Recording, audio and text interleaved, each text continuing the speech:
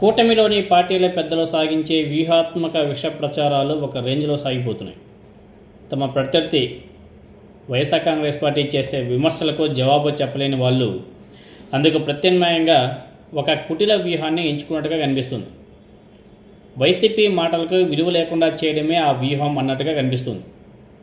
YSR Congress party మాటలకు, YSR Congress party నాయకుల మాటలకు ప్రజల్లో క్రెడిబిలిటీ లేకుండా చేస్తే తమ గురించి చేసే ఆరోపణలు, అదేవిధంగా వాళ్ళు బయటపెట్టే తమ పాలన లోపాలు, ఎత్తి చూపించే తమ అవినీతి కార్యకలాపాలన్నీ కూడా గాలికి కొట్టుకుపోతాయనేది కూటమి ప్రభుత్వం యొక్క ఆలోచన, కూటమి నాయకుల ఆలోచన. అందుకు రకరకాల మార్గాలు అనుసరిస్తూ ముందుకు పోతున్నారు. తాజాగా కూటమి నేతలు జగన్మోహన్ రెడ్డి గారికి వ్యతిరేకంగా విష ప్రచారం సాగించే జట్టులోకి విజయసాయి రెడ్డి గారు కూడా చేరడం జరిగింది. రాజకీయాలు మాట్లాడను, వ్యవసాయం చేసుకుంటాను అని చెప్పేసి ప్రకటించి వెళ్ళిపోయినటువంటి విజయసాయి రెడ్డి గారు జగన్మోహన్ రెడ్డి గారి టీం నుంచి దూరంగా జరిగి రాజ్యసభ ఎంపీ పదవిని కూడా బీజేపీ పెద్దల కోసం త్యాగం చేసినటువంటి విజయసాయి రెడ్డి గారు తాజాగా జగన్మోహన్ రెడ్డి గారి మీద, వైఎస్ఆర్ కాంగ్రెస్ పార్టీ మీద విమర్శలు కురిపిస్తున్నాడు. రీసెంట్గా నిన్న యూట్యూబర్ ప్రశ్న రావణ్, అదేవిధంగా సినీ నటుడు ప్రకాష్ రాజ్ వీళ్ళని వైఎస్ఆర్ కాంగ్రెస్ పార్టీ సమర్థించడం హిందుత్వం మీద దాడే అని చెప్పేసి విజయసాయి రెడ్డి గారు అభివర్ణించడం జరిగింది. ఎక్స్లో పెట్టేటువంటి సుదీర్ఘమైన పోస్టులు మతం మార్పిడులను సమర్థించడం, మన సంస్కృతిపై దాడి చేయడం కొందరికి ఫ్యాషన్గా మారిపోయింది. ఆ వ్యాఖ్యల్ని సమర్థించే వారికి గుణపాఠం చెప్పాలని విజయసాయి రెడ్డి గారు ట్వీట్లో పేర్కొనడం జరిగింది.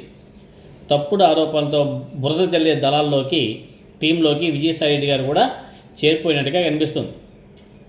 ప్రశ్నారావణ విషయంలో వైసీపీ కానీ, జగన్మోహన్ రెడ్డి గారు కానీ చాలా స్పష్టత, క్లారిటీగా చెప్తున్నారు, మాట్లాడుతున్నారు. రావణ్ మాటలని, పోస్టులను తాము సమర్థించడం లేదు, కానీ అతని మీద పెట్టినటువంటి కేసులు, బనాయించినటువంటి సెక్షన్లు, ఆ సెక్షన్తో వేధిస్తున్నటువంటి తీరును మాత్రమే వైఎస్ఆర్ కాంగ్రెస్ పార్టీ అభ్యంతరం పెడుతుంది అని చెప్పేసి ప్రతి సందర్భంలోనూ వైఎస్ఆర్ కాంగ్రెస్ పార్టీ నాయకులు చెప్తున్నారు. ఎందుకంటే రావణ్ వల్ల వైసీపీకి వచ్చిన లాభం ఏం లేదు. ఎందుకంటే రావణ్ తెలుగుదేశం పార్టీకి బాగా ఫుల్ సపోర్టెడ్ క్యాండిడేట్. అతను ఏ రోజు కూడా వైసీపీకి సపోర్ట్ చేసి వీడియోస్ చేసిన సందర్భాలు లేవు. వైసీపీకి డైరెక్ట్గా సపోర్ట్ చేసి మాట్లాడిన సందర్భాలు కూడా లేవు. డైరెక్ట్గా తెలుగుదేశం పార్టీకి సపోర్ట్ చేసి మాట్లాడుతుంటే వీడియోసే బోల్డ్ ఉంటాయి. రీసెంట్గా వాళ్ళ భార్య కూడా చెప్పింది, మా రావణ్ పలానా అనేసి. సో ప్రభుత్వ అరాచకాల మీద వైఎస్ఆర్ కాంగ్రెస్ పార్టీ ఆ మాత్రం కూడా గలం విప్పకపోతే ఇక ప్రజాస్వామ్యానికి అర్థం లేదు కదా, అర్థం లేదు. కానీ వారు చాలా స్పష్టతతో మాట్లాడుతున్న మాటల్ని వక్రీకరించి హిందూ వ్యతిరేక ముద్ర వేయడానికి కూటమి పార్టీలు కుట్రలు చేస్తున్నాయి. ఇది కొత్త ఏం కాదు. ఈ టీంలోకి ఇప్పుడు విజయసాయి రెడ్డి గారు కూడా చేరడం జరిగింది. ఇదేం కొత్త కాదు. వైఎస్ జగన్మోహన్ రెడ్డి గారి మీద, వైసీపీ ఫ్యామిలీ మీద నిందలు వేయడం ఎప్పటి నుంచో వస్తుంది. రీసెంట్గా తిరుమల లడ్డు విషయంలో కూడా కల్తీ జరిగితే జంతువుల కొవ్వు కలిపారు. అందుకు జగన్మోహన్ రెడ్డిని నిందితుడిగా చూపిస్తూ హిందూ వ్యతిరేక శక్తిగా ప్రొజెక్ట్ చేయడానికి ఎంతో ట్రై చేశారు.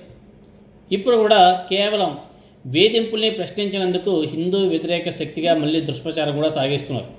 చూడబోతే విజయసాయి రెడ్డి కూడా తన సొంత ఆలోచన, అదేవిధంగా వివేచన లేకుండా కూటమి పెద్దల కుట్రల బాటనే గుడ్డిగా అనుసరిస్తున్నట్టుగా కనిపిస్తుంది. వాస్తవాల్ని గమనించకుండా జగన్మోహన్ రెడ్డి గారిని హిందూ వ్యతిరేక శక్తిగా ప్రస్తావిస్తూ ఆయన కూడా విషయం కక్కుతున్నాడు అంటే ఆయన కూడా కూటమిలో భాగస్వామ్యంగా కనిపిస్తుంది. ఆయన కూటమిలో భాగస్వామ్యం కాకుండా ఉంటే లిక్కర్ స్కామ్లో ఈయన కూడా అరెస్ట్ చేసి జైల్లో పడేసింది. కానీ విజయసాయి రెడ్డి గారు తప్పించుకొని తిరుగుతున్నాడు. అప్రూవర్గా మారి మిగతా వ్యక్తుల్ని ఇరికించి ఈయన బయట తిరుగుతున్నాడంటే ఆనాడే ప్రతి ఒక్కరు కూడా అర్థం చేసుకోవాల్సినటువంటి అవసరం ఉంది. విజయసాయి రెడ్డి గారు కూటమిలో ఒక మెంబర్గా మెంబర్షిప్ తీసుకున్నట్టుగా కూడా చాలా స్పష్టంగా అర్థమవుతుంది.